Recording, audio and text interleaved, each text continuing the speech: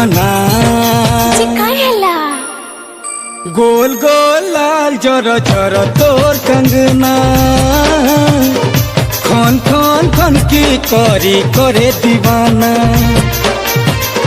गोल गोल लाल जर जर तोर कंगना खन खन खन की करी करे दीवाना